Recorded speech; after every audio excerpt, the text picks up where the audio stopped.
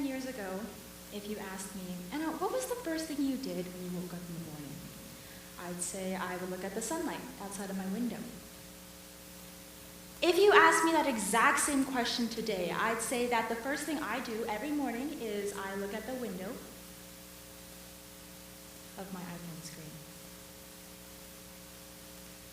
Every day, 50 billion messages are sent around the world, virtually.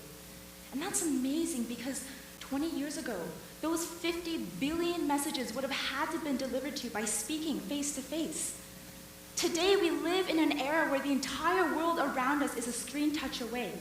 Yet in this world of instant communication, we have never been lonelier.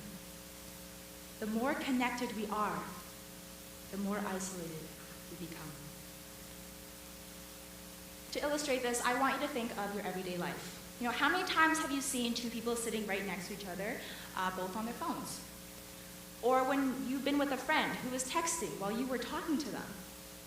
Or, you know, those people who are more obsessed and concerned with taking Snapchats and Instagram pictures to capture a moment than actually living and being present in that moment.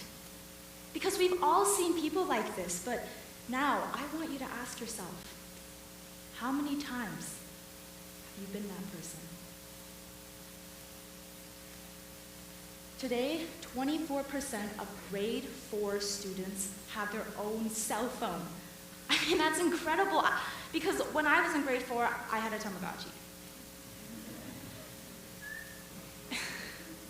It's undeniable that social media and technology has taken over real-life communication in this generation, but why?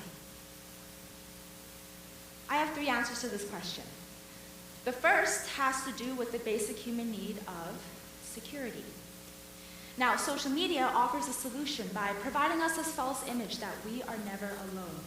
That we have 700 friends on Facebook and 500 followers on Twitter, and each and every one of them cares deeply about us.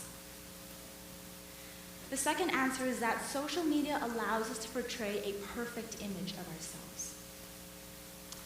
Here is a picture of me. And you know, this would be a great picture to use for my Facebook profile because it looks absolutely nothing like me.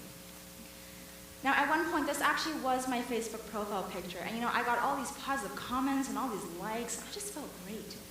But I was putting forward this false image of myself that wasn't actually me. And I completely based my self-worth and my self-confidence off of that, something that wasn't real. But social media allows for this, because we can edit, delete, retype, rephrase as many times as we want over text. We can set filters, adjust brightness levels, Photoshop all our photos.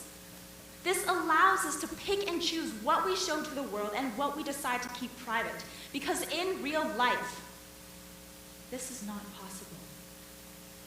We fall in love with the flawless virtual image of ourselves in there that we forget who we are here. The third answer is that social media makes life easy. Talking through a screen takes away the emotional investment that's put into talking face-to-face. It's easy to tell someone you hate them over text. It's easy to tell someone you love them. It's easy to say whatever you think, whatever you feel, whenever you want, because your emotions are sheltered by your screen. And as a result, you decrease your chance of getting hurt, torn down, or rejected.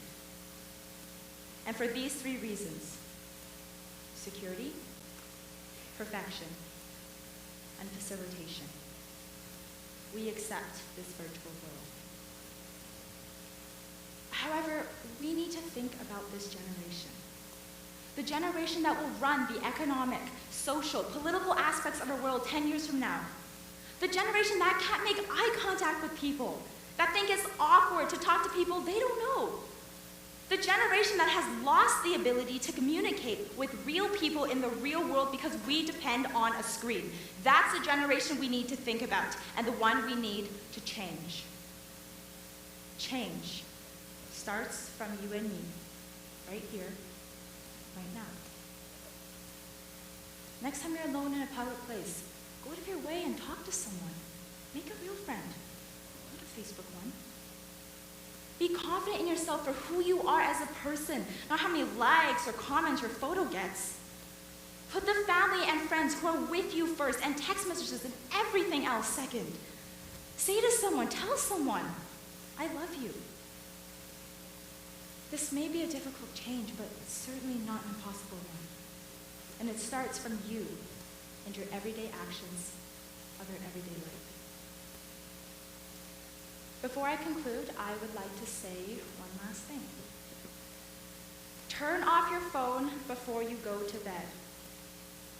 And don't turn it on again until you've woken up and seen the sunlight outside of your window. Thank you.